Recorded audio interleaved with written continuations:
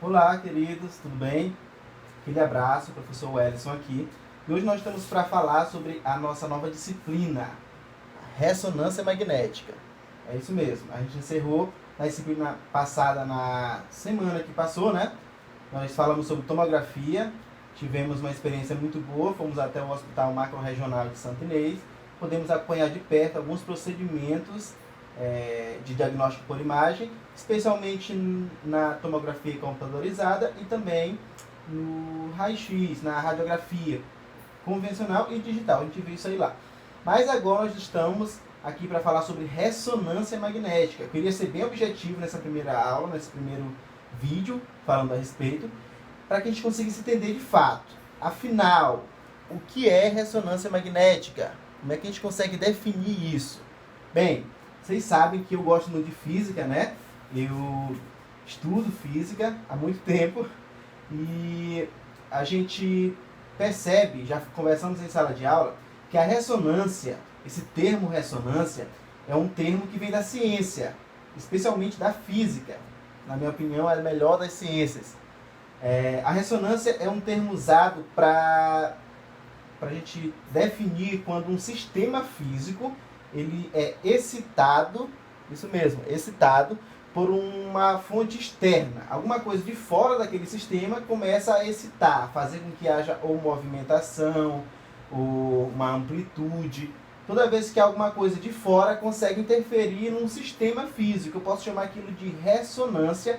A gente vai estudar isso bastante em ondulatória, certo? No ensino médio a gente vê geralmente no segundo ano do ensino médio. Você pode ver também em alguns cursos superiores esse conteúdo.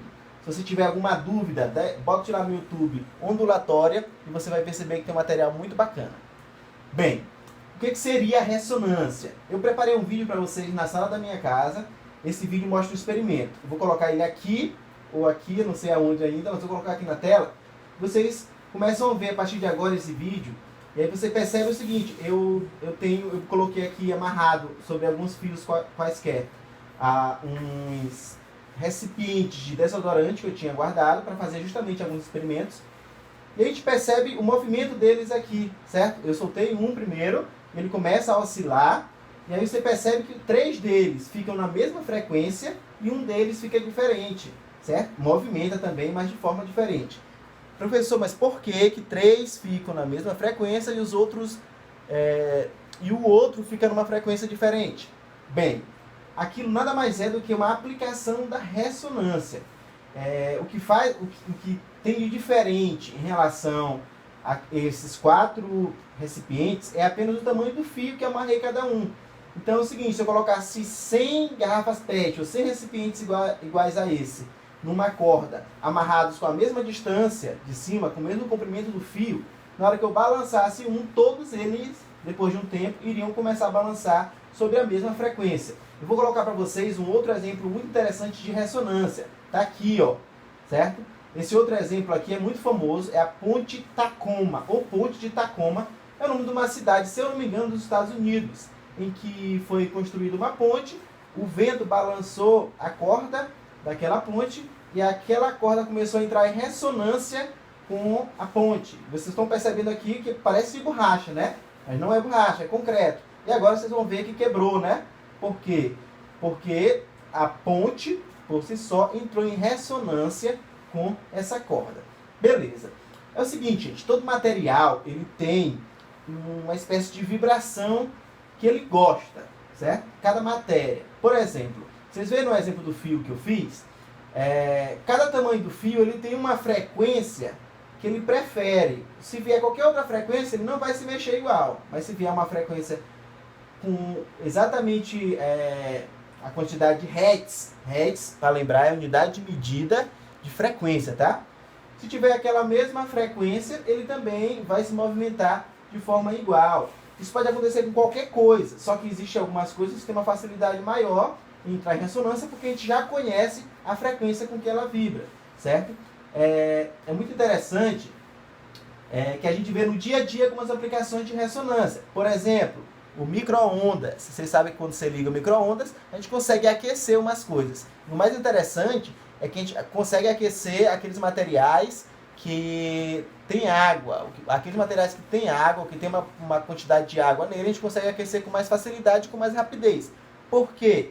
É justamente porque aquele aparelho de micro-ondas, ele foi construído para que ele possa desenvolver uma frequência exatamente igual à frequência da água, certo? E a água começa a se movimentar cada vez mais, se movimentar cada vez mais. Quanto mais se movimenta, mais aumenta a temperatura. Especificamente sobre uma frequência, né? A gente sabe que a temperatura tem a ver com o grau de agitação das moléculas. Então não quer dizer só a água se mexendo, mas as moléculas vibrando com uma determinada frequência. Porque se fosse só movimentação, eu poderia pegar e mexer a água e ela ia aquecer. E não é isso que acontece, certo? Tem a ver com o movimento das moléculas, da forma com que elas se movimentam e vibram naturalmente. Beleza, então ressonância é mais ou menos isso. É quando uma coisa entra começa a se movimentar na mesma frequência da outra. Certo, professor? E o que isso tem a ver com radiologia? O que isso tem a ver com diagnóstico por imagem? Bem, alguém teve uma sacada muito interessante para a gente conseguir produzir imagem a partir de uma ressonância, desse efeito, desse fenômeno tão interessante da natureza que a física conseguiu descobrir, mas quem fez, é claro, todo mundo sabe, foi o nosso Deus. O que acontece? A gente vai lembrar que o nosso corpo ele é formado por uma série de coisas, por minerais, lipídios, proteínas, carboidratos, uma série de coisas, todo mundo sabe. E a gente sabe que a maior parte do nosso corpo é composta, né? Por quê? Por água, exatamente. A água ela é algo muito importante para a nossa vida. Sem água a gente não consegue sobreviver, certo? E uma porcentagem muito grande, eu não tenho a porcentagem exata agora, mas acredito que mais de 90% do nosso corpo ele é formado por água. E a água é formada por quê? Química agora, já tivemos física, biologia, agora química.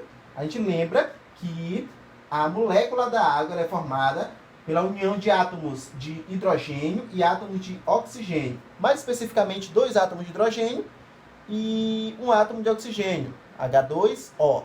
Beleza, essa é a molécula da água. Aí você percebe o seguinte, bem, muita parte do nosso corpo é formada por água. E muita parte da água é formada pelo hidrogênio. O hidrogênio é um átomo super interessante, eu não vou falar muito sobre ele aqui, porque não é o nosso foco, mas ele é um átomo muito interessante que ele tem apenas um próton, certo?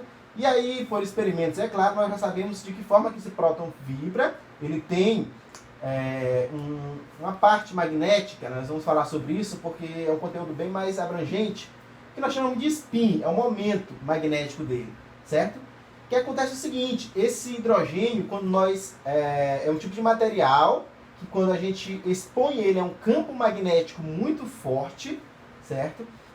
Eu estava vendo uma videoaula e a ressonância magnética é um ímã gigante, o aparelho, que ele produz um campo magnético de 30 a 50 mil vezes maior do que o campo magnético da Terra.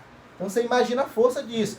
O campo magnético da Terra é tão forte que ele consegue desviar a luz solar e produzir aquele fenômeno muito bonito chamado de aurora boreal ou aurora astral que acontece no Polo Sul. E a gente consegue produzir dentro de um ambiente da sala de ressonância algo 50 mil vezes maior. Então imagina a força desse campo magnético. Pois é, o negócio lá é pesado. Então o que acontece? Quando a gente liga o aparelho, todos os átomos de hidrogênio ficam alinhados. Ou seja, eles ficam todos numa mesma direção, porque é propriedade do átomo de hidrogênio, do prótonzinho solitário que está lá no átomo de hidrogênio. Esse hidrogênio está na água e a água está no nosso corpo, certo? Então nossos órgãos, todos eles são formados por água, a maioria, né? Por isso que, inclusive, nós temos dificuldade em fazer ressonância do pulmão, porque o pulmão ele é feito para circulação de ar. E o ar não tem água. Portanto, a gente tem uma dificuldade em fazer ressonância do pulmão. Voltando, a gente vai perceber que ficaria todos os átomos de hidrogênio alinhados quando são expostos a um campo magnético muito forte. Só que aí, além do campo magnético, o aparelho faz algo interessante. Ele usa a frequência de rádio, certo? Para fazer com que esses átomos de hidrogênio saiam do lugar, certo? Então eles estão alinhados certinho. Eu jogo uma frequência de rádio, uma frequência na mesma frequência em hertz que o hidrogênio ele se movimenta, né? Ele vibra. Para quê? Para que o hidrogênio deixe de ter aquele alinhamento de acordo com o campo magnético. Só que quando eu desligo aquela frequência de rádio, o hidrogênio volta a se alinhar. Por quê? Porque ele está sob a ação de um campo magnético muito forte. E esse movimento, a velocidade com que eles voltam, os ângulos que eles formam para eles voltarem para o alinhamento em cada órgão, em cada tecido, em cada célula, a gente consegue interpretar essas informações de movimento só do momento lá do hidrogênio, apenas da angulação dele, e quando a gente recebe esses dados, o computador transforma isso numa imagem. E é interessante que eu vou mostrar aqui agora.